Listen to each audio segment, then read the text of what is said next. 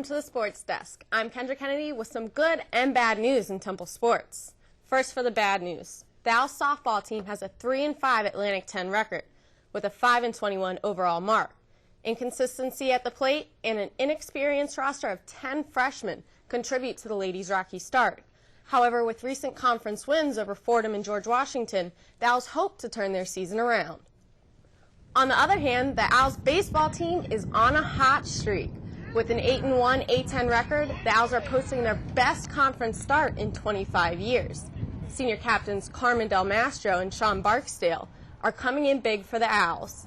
Del Mastro is batting at .444 through 22 games. His teammate comes in with a .387 average. These seniors will need to continue to lead by example if they want to have a repeat appearance at the A-10 tourney in May.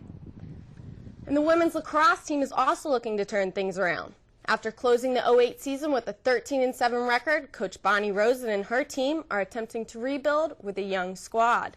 The Owls are currently 1-10. In order to make it to the A-10 tourney, they will need to post an almost perfect record for the rest of the season. Temple head football coach Al Golden is hoping to lead a winning drive for the Fox Chase Cancer Center. The football team will host a bone marrow drive on April 15th at the Giddes Center. In 2008, Temple set a national collegiate record by screening over 600 possible donors.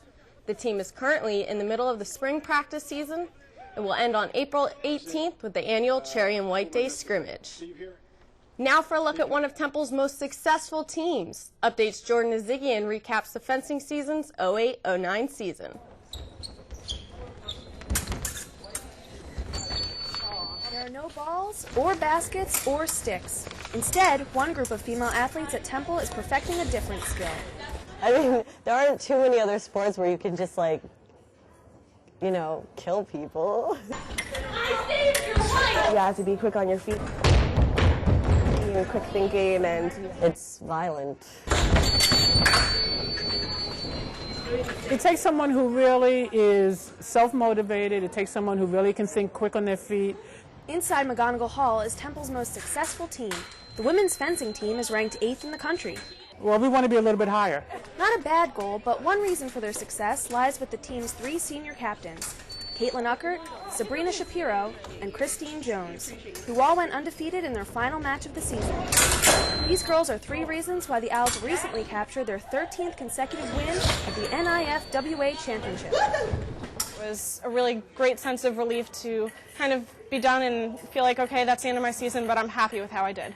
So, pick 1 or 2 things where you want to concentrate. I think they've really improved a lot in the time they've been here. They have contributed so much to this team, and they've been shown such good leadership, and they're really going to be missed. Leadership skills aside, if these girls had to compete against each other, they wouldn't hold anything back.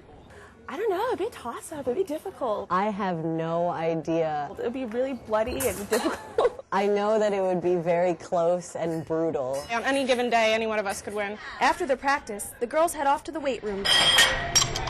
From McGonigal Hall, I'm Jordan Azigian for Owl Sports. And guys, the men's gymnastics team ended their season a little unexpectedly this year. The 2-time defending ECAC champions came in 4th place at this year's meet. Oh, well, there is always next year, right? Let's hope so. Thanks, Kendra. Comedian Steve Harvey sure knows how to make you laugh, but this time he has written up a little advice for those looking for love. I was in Center City to witness his book signing.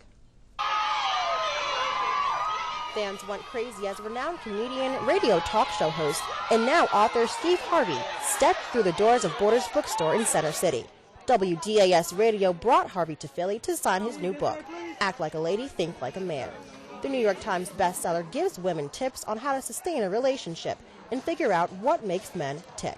The book appears to be so true and so real, and he didn't seem to hold anything back in the book.